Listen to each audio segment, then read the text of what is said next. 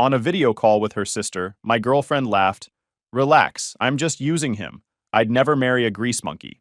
She had no idea I was standing right behind her. The next day, I canceled every subscription I'd been funding and served her eviction papers. She called me screaming. "Hey, Reddit.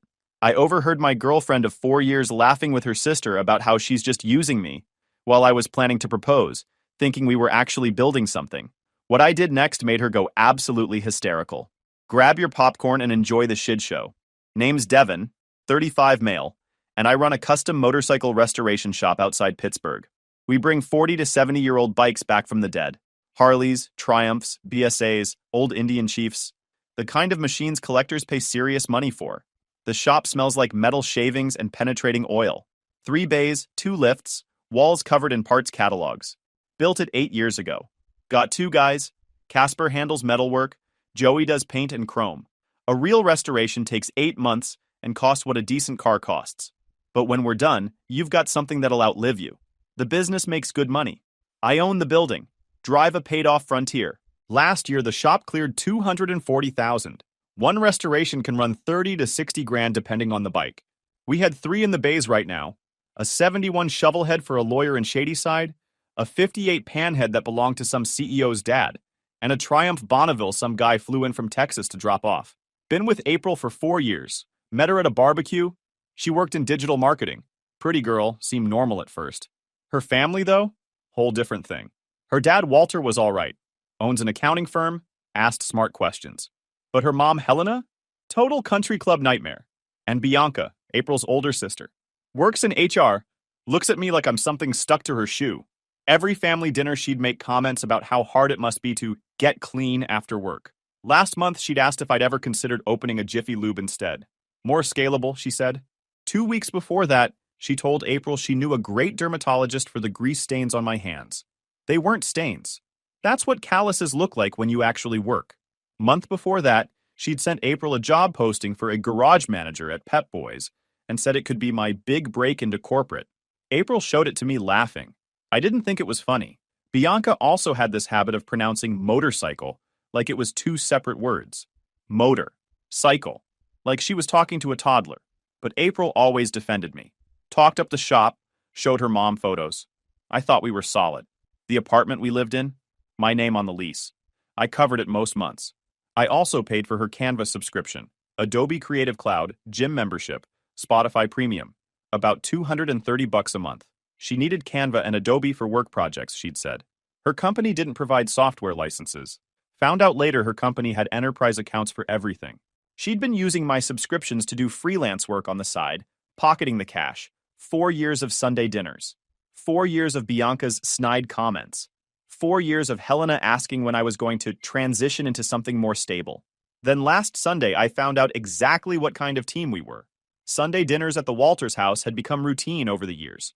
Their place is in one of those gated neighborhoods where every driveway has an Infiniti or Volvo. Big brick colonial, perfectly landscaped, 0 personality. Walter was always decent to me. He'd actually worked on cars in high school, had a 70 Chevelle he sold to pay for college. We'd talk engines, compression ratios, bore and stroke. Normal guy stuck dealing with country club stuff he didn't even care about. Helena? Different story. She ran that house like it was her own personal kingdom. Everything had to be perfect.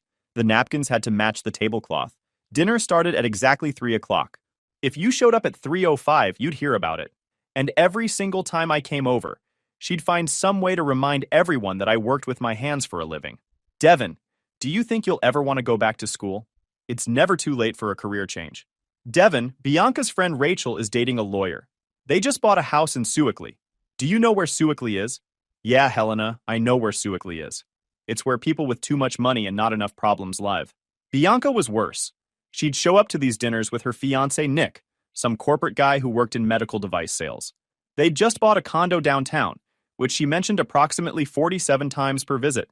Every dinner, same routine. Bianca would ask about the shop in that tone people use when they're pretending to care but actually judging. Still working on motorcycles, Devin? That's so hands-on. Then she'd turn to April and say something like, "Sis, you're such a saint. I could never date someone who comes home dirty every day." April always laughed it off, told Bianca to shut up, defended me. I thought that meant something. Last Sunday started normal. Got to their place on time. Walter was watching the Steelers game. Helena was in the kitchen micromanaging a pot roast. Bianca and Nick showed up fashionably late. Dinner was the usual performance. Helena asking about everyone's jobs. Bianca talking about the condo renovations. Nick explaining his sales funnel. I mostly talked to Walter about a '67 Electra Glide I was rebuilding. He got genuinely interested, asked about the panhead engine, whether I was keeping it stock or modifying it. Nick jumped in at one point. So, Devin, what's your exit strategy? You can't wrench forever. What happens when your back gives out? I told him I owned the building and the business. That's the exit strategy. Right. But have you thought about franchise opportunities? Multi-location scaling? Dude sold medical equipment to hospitals. Thought everything needed to scale. Helena interrupted to ask if I'd ever considered leveraging my mechanical skills into something more lucrative. I told her I made good money. She smiled that tight smile and said, "Of course, dear." After dinner, Walter and I ended up in his garage. He'd kept some old tools from his car days and wanted to know if they'd be useful for motorcycle work. We were sorting through a box of vintage wrenches when April came out saying she was running to the store for Helena. Needed cream for the coffee. I stayed in the garage with Walter. We found a couple of good snap-on wrenches from the '70s, talked about metal quality back then versus now. Real talk between guys who actually know what they're looking at. About 20 minutes later, I headed back inside to grab my jacket. April's car was in the driveway, so she was back from the store. I walked through the kitchen and heard her voice from the living room. On the phone. The TV was off and Helena was somewhere upstairs. I wasn't trying to eavesdrop. I was literally just walking through to get my jacket from the closet. Then I heard Bianca's voice on speaker. So when are you finally going to trade up? You've been slumming it with the grease monkey for like 4 years now. I stopped walking. Stood there in the hallway. April laughed. Actually laughed. Oh my God, Bia. I know. Mom keeps asking when I'm going to get serious about my future. My stomach dropped. But I didn't move. He's cute and all, but come on. You work in corporate. You can't bring a mechanic to company events forever. What's he going to talk about? Spark plugs? Right? Last month we had that director dinner, and I had to actually explain what he does because someone asked if he owned a shop. I said boutique restoration. Tried to make it sound better than it is. I just froze there. Bianca's voice dripped with that smugness she always carried. April, you're too good for this. You need someone who matches your ambition. Someone who can network. Nick's buddy Lucian is single, works in finance. Total catch. I've met Lucian. He's nice. The way she said it. Like she'd already thought about it. Plus, he drives a Tesla and has a place in Shadyside with actual hardwood floors. Not that your apartment is bad, but you know. April giggled. I know. And Lucian wears cologne that costs more than Devin's whole wardrobe. Does Devin even own a suit? He has one. Wore it to his dad's funeral 6 years ago. Pretty sure it still fits, but moths might have gotten to it. They both cackled like it was the funniest thing they'd ever heard. See? And he wears a suit to work. Not coveralls covered in motor oil. They both laughed. April's voice dropped a little. Honestly, the only reason I'm still with Devin is because the apartment situation is convenient. I pay barely anything in rent. He covers most of the bills, and it's a nice place. But long term, Mom would die if I actually married him. And there it was. 4 years summed up in one sentence. And the worst part? He doesn't even see it. He thinks we're this great couple. It's honestly kind of sad. Bianca cackled. You're terrible. I love it. How long are you going to keep this going? Until something better comes along, I guess. Free ride while I figure out my next move. I stood there for maybe 5 more seconds. Heard them move on to talking about some restaurant. Like they hadn't just torn apart my entire relationship and tossed it in the trash. I didn't feel angry. Just cold. Like everything suddenly made sense, and I could see exactly what I needed to do. 4 years. 4 years of Sunday dinners and family gatherings and me thinking I was building something real. 4 years of her telling her family I was a good guy, that she loved me, that we were partners. Total BS. I walked back through the kitchen, told Walter through the garage door that I had an emergency at the shop. He looked confused but nodded. I got in my truck and drove away before anyone could ask questions. The whole drive home, I was just figuring out exactly how to get out of this with maximum efficiency and minimum drama. Or maybe maximum drama. Hadn't decided yet. Got back to our apartment, sat on my couch, and started making a list of everything I needed to do. Because if April thought she was going to keep coasting on my dime while shopping for an upgrade, she was about to learn a hard lesson about consequences. I got home and pulled out my laptop. April wasn't back yet. Probably still at her parents' house. I opened a blank document and started listing everything. Apartment lease, My name only. Month to month after the first year. I could serve her an eviction notice as an unauthorized occupant. Subscriptions on my credit card. Canva Pro. Adobe Creative Cloud. Planet Fitness. Spotify Premium. Her car insurance. About $230 a month total. Pulled up my credit card statement. Added it all up. $271 a month I was dropping on her. Times 48 months. 13,000 in subscriptions alone. Utilities, electric, gas, internet. All in my name. Furniture. All mine except her dresser and that ugly bench from Home Goods. Started with the subscriptions. Logged into my credit card and canceled Canva, then Adobe, then Spotify. Planet Fitness required a phone call, noted to handle Monday. Car insurance would stay active one more week, then she was on her own. Changed all my passwords. Email, bank accounts, Netflix, everything. Went through my phone and deleted every photo of us together. All our memories gone in a few minutes. Drafted an eviction notice. Kept it simple. 30 days to vacate. Printed 2 copies. Looked up the exact legal language. Pennsylvania law was clear. She wasn't on the lease, had no tenant rights. Technically, I could have given her 0 notice, but 30 days made it ironclad.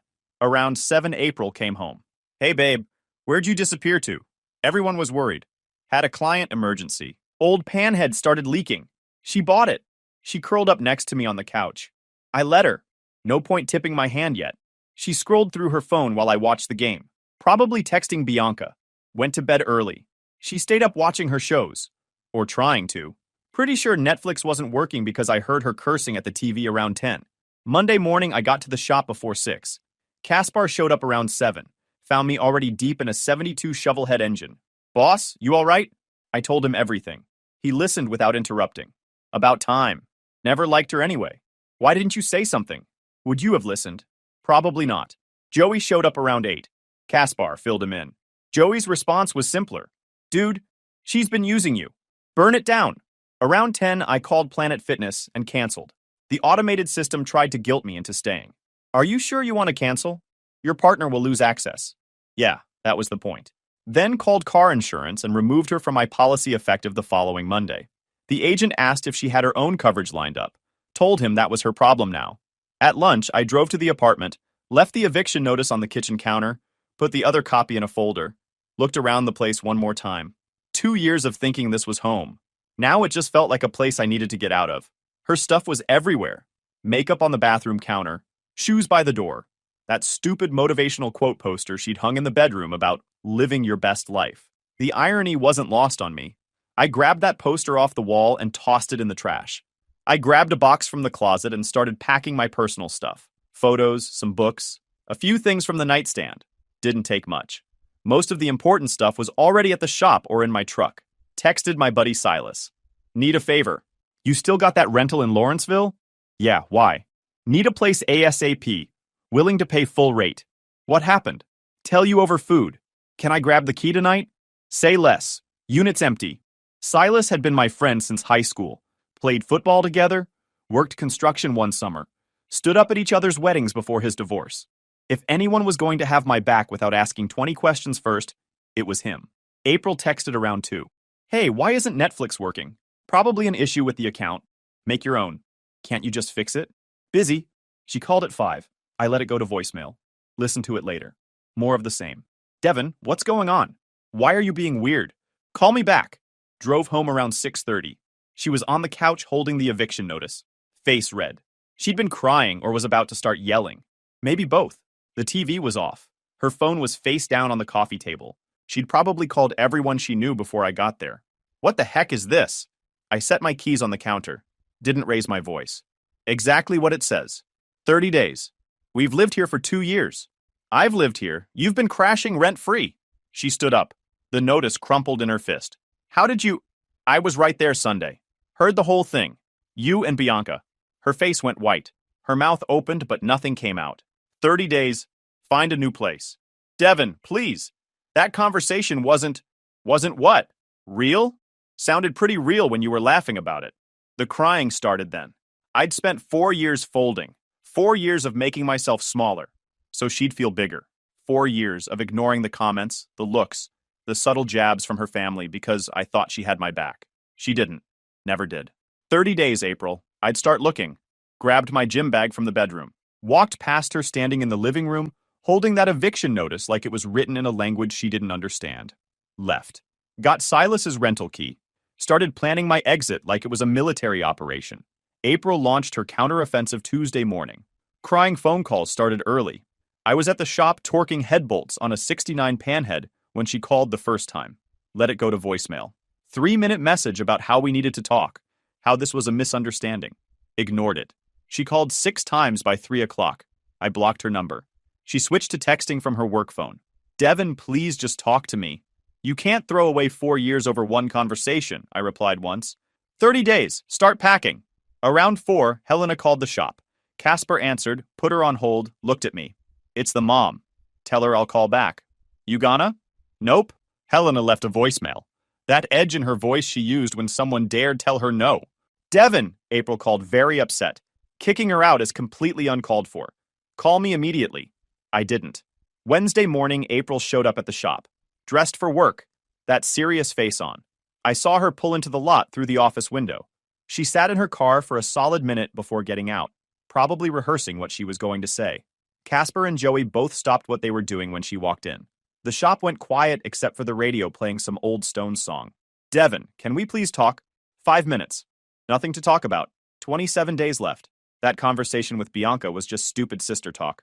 You agreed with every word. Called me embarrassing. Said you're only around because it's convenient. Her face flushed.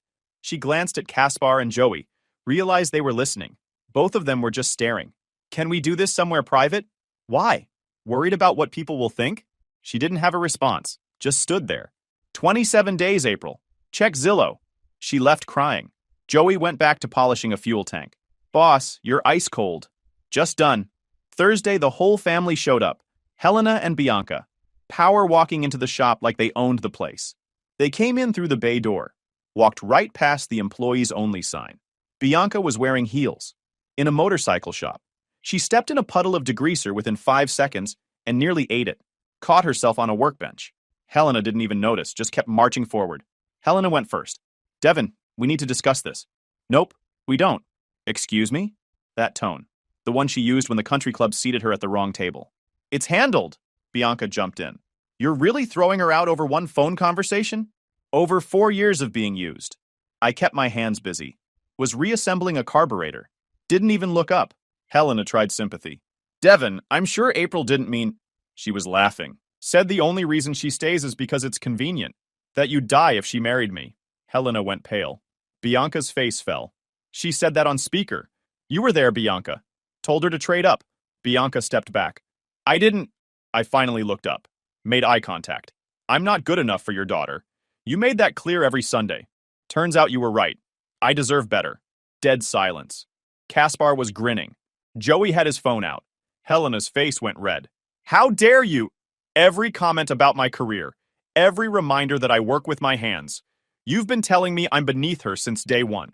We were just trying to help you improve yourself, Helena said. By telling Open a Jiffy Lube? To fix the grease stains that are actually calluses? Bianca tried to step in. April loves you. She's just confused right now. She loves my apartment and my credit card. 27 days, then she can go be confused somewhere else. They left. Got in the Buick and drove off without another word. Joey came over. Got that whole thing on video. Send it to me. Friday, April tried a different approach. Showed up at the apartment while I was packing. Saw the boxes and lost it. You're seriously moving? This is insane. Lease is month to month. I'm out. You've got 3 weeks. Where am I supposed to go? That's your problem. Maybe Lucian has a spare room. You're being cruel. I'm being done. You wanted to trade up? Go trade up. She tried to hug me. I stepped back. Don't. I made a mistake. I'm sorry. You made a 4-year mistake. You're only sorry because you got caught. I finished packing, loaded my truck, and left her standing in an empty apartment trying to figure out how it all fell apart. Caspar texted that night. Heard the sister came by. Wish I'd seen it. It was beautiful. Helena couldn't even form sentences. Good. 3 weeks. She was panicking based on the Facebook posts about needing apartments. The free ride was officially over. The next 2 weeks were comedy gold. April started showing up at places she knew I'd be until Caspar told her he'd call the cops for trespassing. Her social media became a disaster. Vague posts about how quickly people throw away years of love. The mutual friends picked sides. Most picked mine once they heard the actual story. April tried spinning different versions. They compared notes. Words spread fast. April's narrative fell apart. Bianca posted on Facebook about real love means forgiveness. Someone asked what she was talking about. She explained her sister's boyfriend was being cruel. Silas's girlfriend Sloane torched her in the replies. Posted the whole story.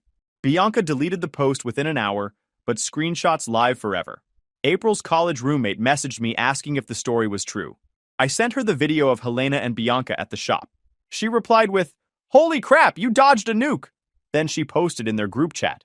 April got kicked out of the chat within 20 minutes.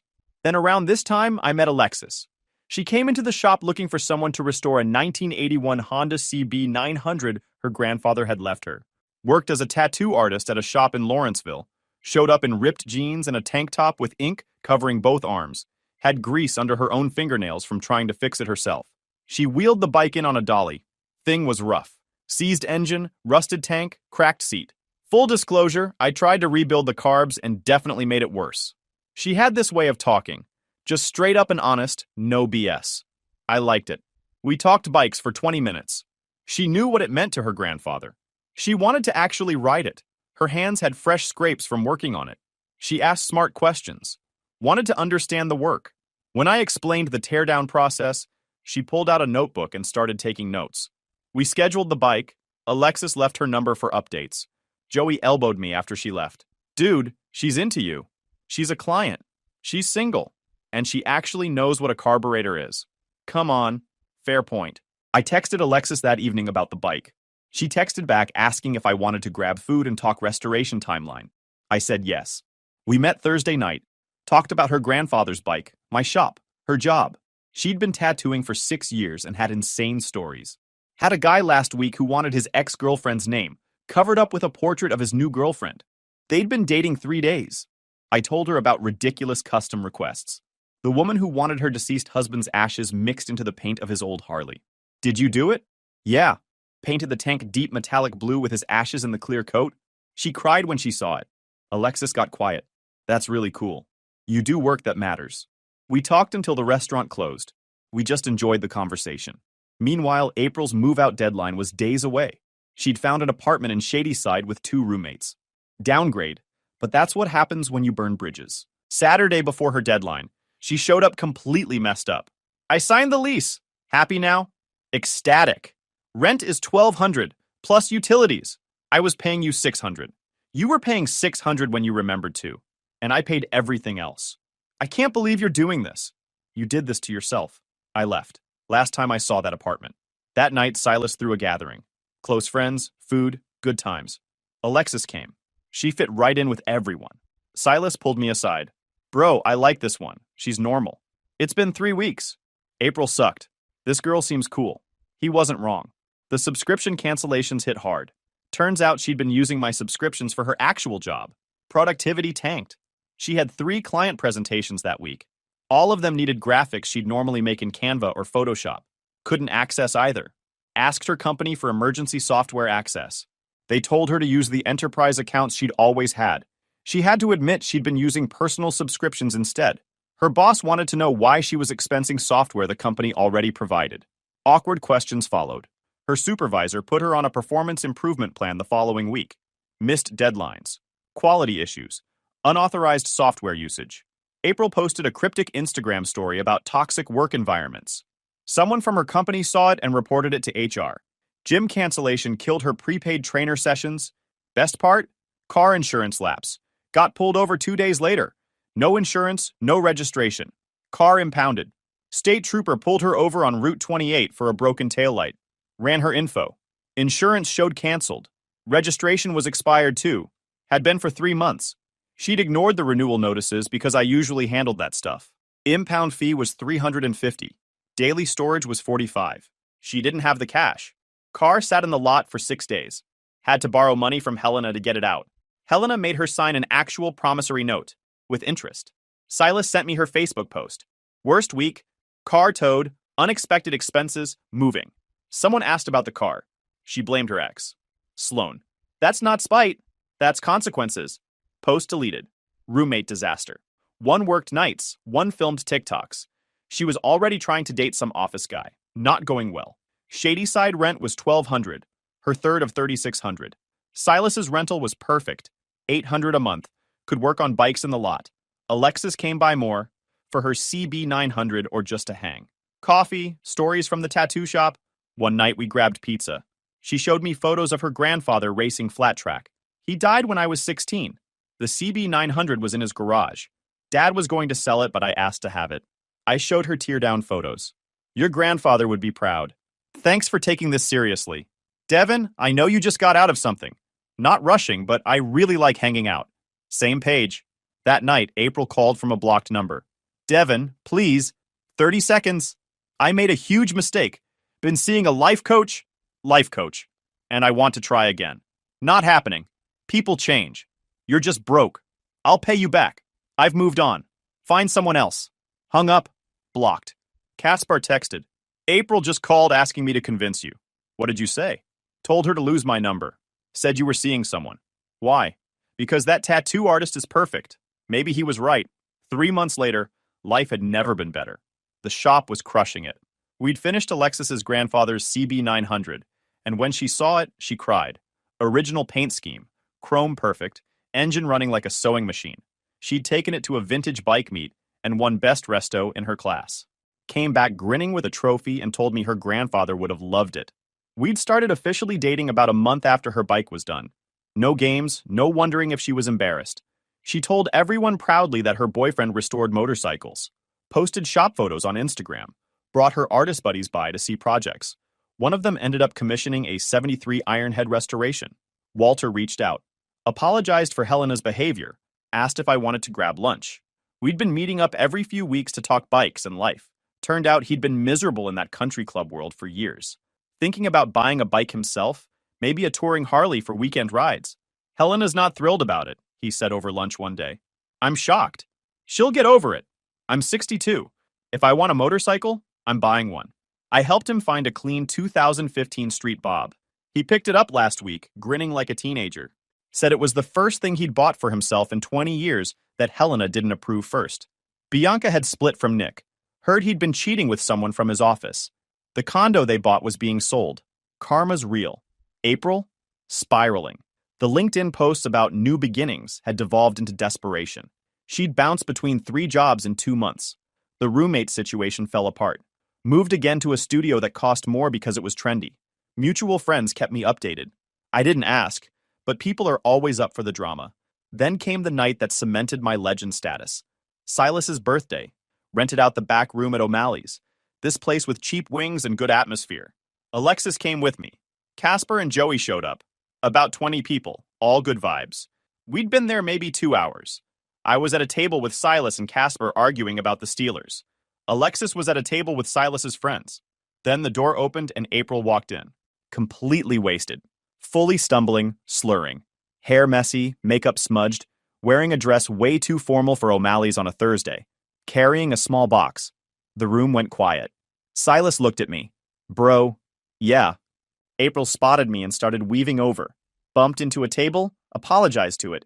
Kept coming. Caspar, this is about to be incredible. She got to the table and tried to look serious. Failed. Devin, I need to talk to you. You're wasted. Go home. No, I need to do this. The whole back room was watching. Alexis stood up, confused. April opened the small box. Expensive looking. Probably more debt. Devin, I made a mistake. The biggest mistake. And I've spent 3 months realizing how much I threw away. You're the best thing that ever happened to me, and I was too stupid to see it. I want to marry you. April, I have a girlfriend. I pointed to Alexis, who waved. April looked at Alexis, back at me, back at Alexis, drunk brain short-circuiting. Who is she? But we were together for 4 years. Yeah, and we've been done for 3 months. Move on. Silas's girlfriend Sloane stood up. April, he's literally on a date. Read the room, Joey yelled from the back. She called you a charity case at Sunday dinner. April's face went white. She turned to face the crowd. Realized she'd just proposed to her ex in front of 20 people, including his new girlfriend. Face went from pale to red. You moved on that fast? I moved on when I heard what you said. This is just me being happy. Ring box still open. She looked down at it, then at me, then at Alexis. Started ugly crying. mascara running down her cheeks in black streaks. Couldn't catch her breath. The whole room could hear her gasping. This isn't fair. You were supposed to wait. Caspar didn't miss a beat. Wait for what? You to finish shopping? A few people laughed. Not just our group. Random people in the room. April crumbled. Her shoulders shook. The ring box slipped from her hand, hit the floor. The ring popped out, rolled under a chair. Nobody picked it up. All of you think this is funny? I'm pouring my heart out. Joey from the back. You said he'd be embarrassing at your company events. Sloan. Told your sister you were only with him because it was convenient. April looked around the room. Every single person was staring. Not with sympathy. More like watching a train wreck in slow motion. Someone had their phone out. Definitely recording. She bent down, grabbed the ring from under the stool with shaking hands. Started to stand up. That's when Silas did it.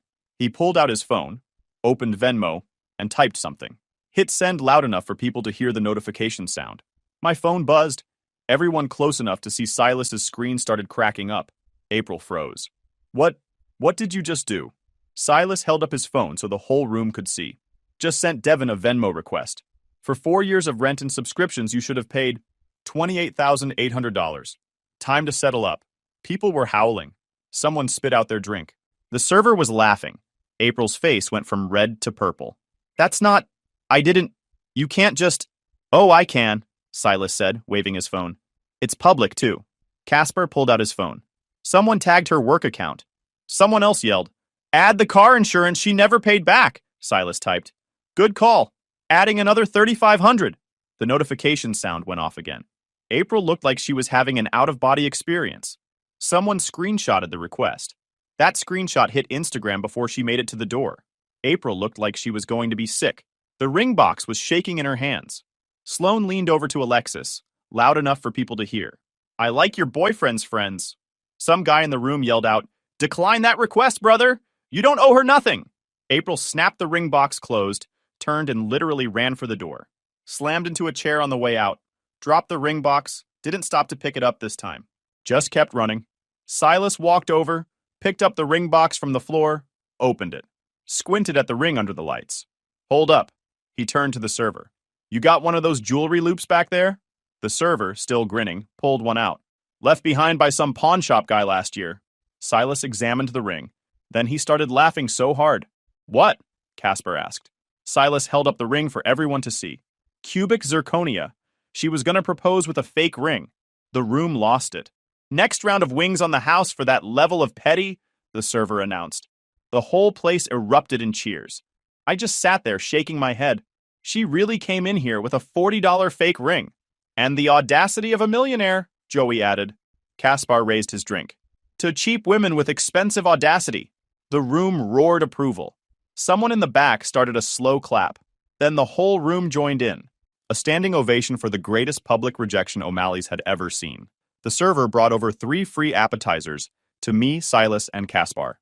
For the show, gentlemen. Alexis came over. So that was your ex? She seems stable. She's a mess. Not my mess anymore. The rest of the night was perfect. Everyone wanted to hear the full story. I told it once for the group.